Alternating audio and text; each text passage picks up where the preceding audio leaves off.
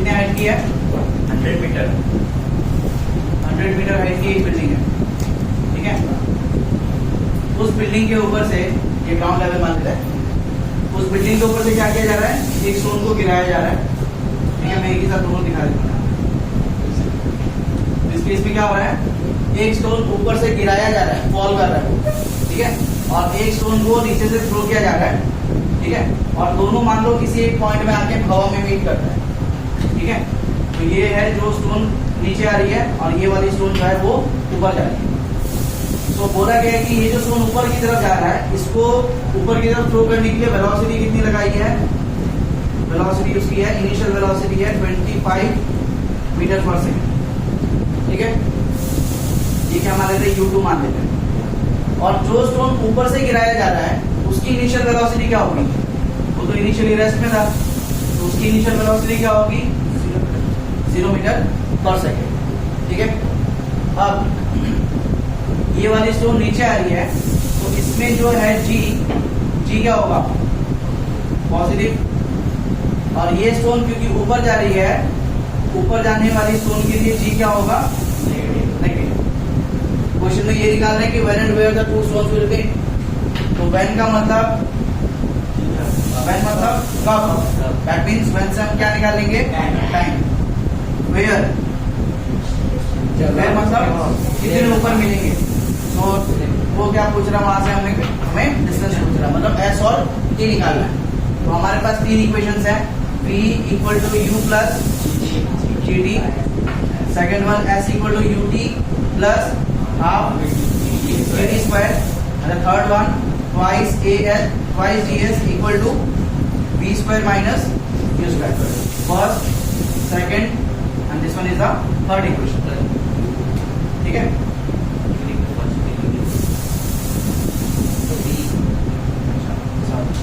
B equal to U plus G. So we have to find time and distance. कितने time के बाद दोनों meet करेंगे और कितना डिस्टेंस, मतलब ग्राउंड लेवल से कितना ऊपर ये मीट करेंगे, ठीक है। तो आप देखो हमें पैरामीटर्स क्या क्या दिए हुए हैं। पैरामीटर्स में तो देखेंगे तो हमें बस इसकी हाइट पता है, ठीक है, और क्या पता है? इसको कितने वेलोसिटी के साथ थ्रो किया गया था, यही क्वेश्चन में दिया था।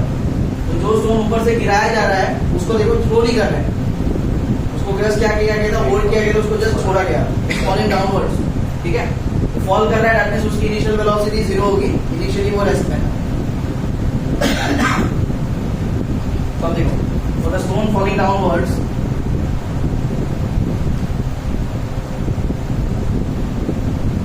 the stone falling downwards, उसके लिए इनिशियल वेलोसिटी U1 कितनी है? 0 मीटर पर सेकेंड, ठीक है। उसके बाद उसमें G कितनी लग रही है? See it is coming towards gravity, ठीक है। तो G कितना लगेगा उस पे? +10, अच्छा 10 मीटर पर सेकेंड स्क्वायर, ये उसकी G होगी। और कुछ दिया है? नहीं दिया ना। अच्छा अब देखो, अगर मैं मानूं कि ये ऑब्जेक्ट S डिस्टेंस तक ऊपर जा रहा है, जिसको ऊपर थ्रो किया गया है, ये कितने डिस्टेंस तक ऊपर जा रहा है? या फिर किसी को भी मान लो, ऐसे भी मान सकते हो कि ये जो स्टोन ऊपर से नीचे आ रही है वो S डिस्टेंस तक नीचे आती है। कितने डिस्टेंस तक? S, ठीक है। ऊपर से जो स्टोन थ्रो किया गया है वो कितने डिस्टेंस नीचे आ रही है? S distance. तो ये जो नीचे से जो स्टोन जा रही है ऊपर तक, उसने कितना डिस्टेंस, वो कितना डिस्टेंस कवर करेगा? तो दोनों को मिला के टोटल डिस्टेंस कवर करना है 100, ठीक है।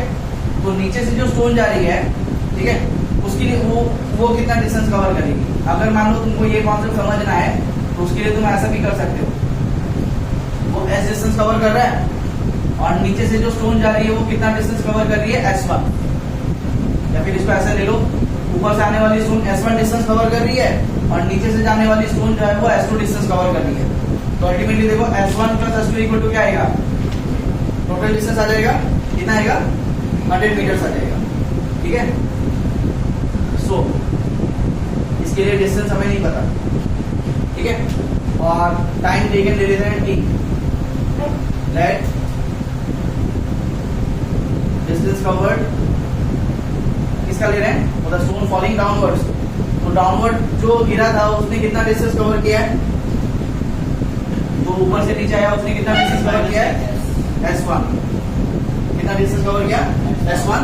अब क्योंकि देखो अब और एक चीज है कि ये दोनों सेम टाइम पे बीट कर रहे हैं और ये दोनों स्टोन सेम टाइम पे रिलीज भी किए गए थे। जिस टाइम से ऊपर से थ्रो किया गया उसी टाइम पे नीचे से भी थ्रो किया, मतलब दोनों एक साथ फेंके गए थे। ये ऊपर से नीचे आ रहा था और ये नीचे से ऊपर जा रहा था, दोनों सेम टाइम पे स्टार्ट हुए थे। तो दोनों के लिए लगने वाले टाइम जो है वो क्या होगी? सेम होगी दोनों टाइम, दोनों केसेस में। ठीक है, time taken for both cases, दोनों ही केसेस के लिए जो टाइम लगने वाली है वो टी टाइम है। तो अब देखो वेलोसिटी वाला क्यों नहीं लेंगे? क्योंकि देखो यहाँ पे हम वो वेलोसिटी नहीं देंगे जिस वेलोसिटी के साथ ये मतलब रुकेंगे, वो वाली वेलोसिटी नहीं देखेंगे। हम कौन सी वेलोसिटी देखेंगे? जिस वेलोसिटी के साथ ये दोनों स्ट्राइक करेंगे। तो कितनी वेलोसिटी के साथ दोनों एक दूसरे से टकराएंगे वो तो हमें नहीं पता। ठीक है, तो वो फाइनल वेलोसिटी वाला कॉन्सेप्ट नहीं आएगा यहाँ पे। ठीक है, दैट मींस v वाली कॉन्सेप्ट नहीं आ सकती। यहाँ पे भी v है तो v वाली कॉन्सेप्ट नहीं आएगी। ठीक है, मैंने फर्स्ट वाले में क्या ले लिया था कि फाइनल वेलोसिटी 0 ले ली थी ना, बट एक्चुअली वो गलत था। यहाँ पे इनिशियल वेलोसिटी 0 है, अगर फाइनल वेलोसिटी भी 0 हुई दैट मीन एक्सेलरेशन तो हुआ ही नहीं है। आई बात समझ में? सो दैट मींस यहाँ पे वेलोसिटी कौन सी, फाइनल वेलोसिटी कौन सी कंसीडर की जाएगी? The velocity with which the two stones will meet each other. दोनों स्टोन जिस वेलोसिटी के साथ टकराएंगे that will be taken as its final velocity. But वो वेलोसिटी हम नहीं निकाल सकते अभी, और वो वेलोसिटी हमको कुछ भी नहीं की है। उसके बिना भी हम निकाल सकते हैं ना s और t bye using the which one? Second equation. So we'll be using the second equation to find this distance s1. ठीक है, s1 निकाल सकते हैं ना यहाँ से। So by second equation, ठीक है, distance s1 is equal to क्या आएगा? ut plus half gt square. What is u? अच्छा, s1 equal to क्या आएगा? ut plus half g t square. ठीक है, and in this case g is positive. ठीक है, तो u कितना है? u इज 0 इंटू टाइम नहीं पता ना, टाइम t है, प्लस हाफ g कितना है? 10 और t स्क्वायर t नहीं पता। ठीक है, तो s1 equal to 0 into t 0, इसका काम खत्म। अब यहाँ देखो हाफ इंटू 10 टी स्क्वायर है ना, तो यहाँ से 2 से 10 कैंसिल कर सकते हैं, 5 1 इंटू 5 5, तो s1 equal to 5 t square. इसको अभी के लिए फर्स्ट इक्वेशन डाल दो, t की वैल्यू निकाल के डाल देंगे, हमें s1 मिल जाएगा, s डिस्टेंस मिल जाएगा। ओके, यहाँ तक खत्म। अब आते हैं for the stone going upwards, जो स्टोन अभी ऊपर जा रही है उसके लिए देखते हैं। ठीक है,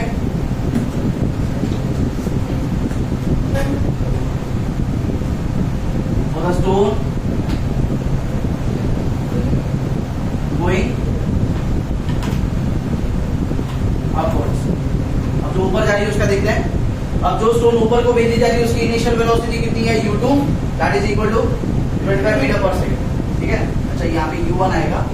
ठीक है, सो उसकी इनिशियल वेलोसिटी u2 है, कितनी है वो? उसकी initial velocity 25 metre per second.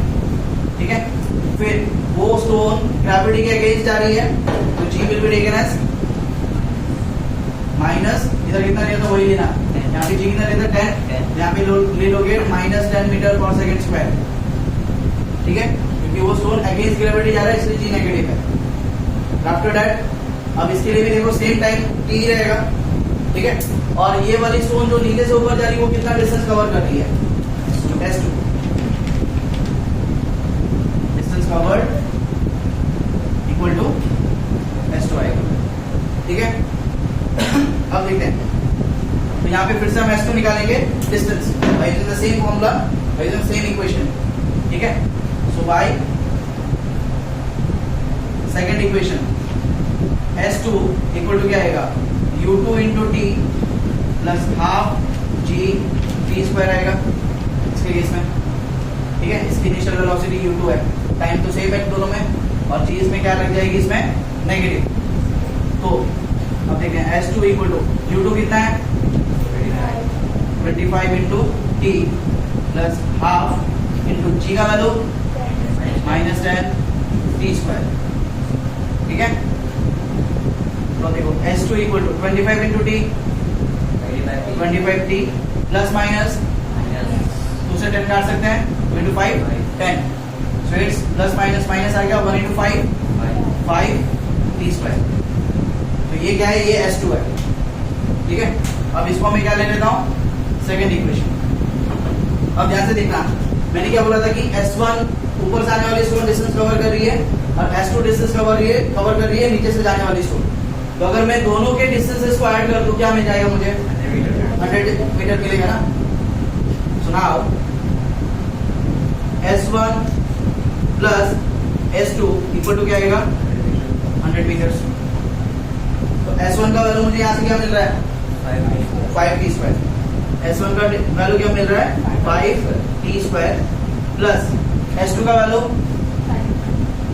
25 t minus 5 t square equals to 100 metre. तो ये जो S1 की वैल्यू और S2 की वैल्यू आई है वो कहां से आई है, फ्रॉम इक्वेशन 1 एंड 2, ठीक है। साइड में लिख दो फ्रॉम इक्वेशन 1 एंड 2।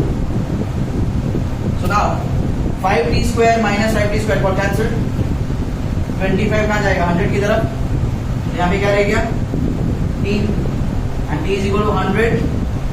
25 का क्या होगा मल्टीप्लाई हो रहा है वहां जाके 25, ठीक है। और ये टाइम है किसमें आएगा, सेकंड्स में आएगा, ठीक है।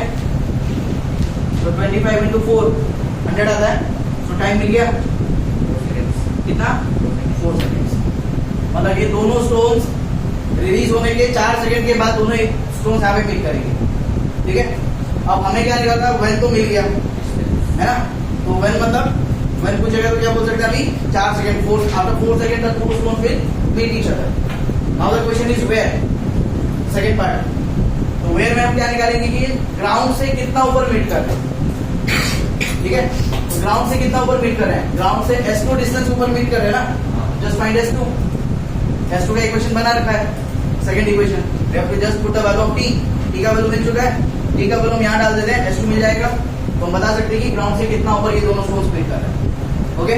सो now putting t equal to 4 seconds in the second equation will get the distance. Now putting t equals to 4 seconds in equation 2। तो यहाँ पे S2 मिल रहा है, S2 इक्वल्स टू क्या है 25 इंटू टी आ रहा है, टी कितना है 4 माइनस 5 इंटू टी स्क्वायर मतलब 4 square. So now 25 into 4 25 into 4 minus 4 square 16 into 5। Again से इवन नंबर मल्टीप्लाई बाय 5 क्या करना होगा, इवन का हाफ कर दो। 16 का हाफ 8, लास्ट में क्या लगा देना है 0। 100 माइनस 80, तो कितना आ गया, मतलब ग्राउंड से कितने मीटर ऊपर मीट कर रहे हैं ये दोनों stones, at a height at a distance of 20 metres, ठीक है। ग्राउंड से 20 मीटर्स ऊपर ये दोनों स्टोन मीट करेंगे आफ्टर 4 साइकिल्स। मिल गया ना व्हेन एंड वेयर, और ये आ गया व्हेन। लास्ट में लिख दो therefore the two stones will meet after कितना टाइम के बाद, after 4 seconds at a height of ground से कितना हाइट पे 20 मीटर्स। अब ये मेंशन कर देना अबव दी ग्राउंड, जमीन से 20 मीटर्स ऊपर मीट करेंगे after a time of 4 seconds. समझ आया।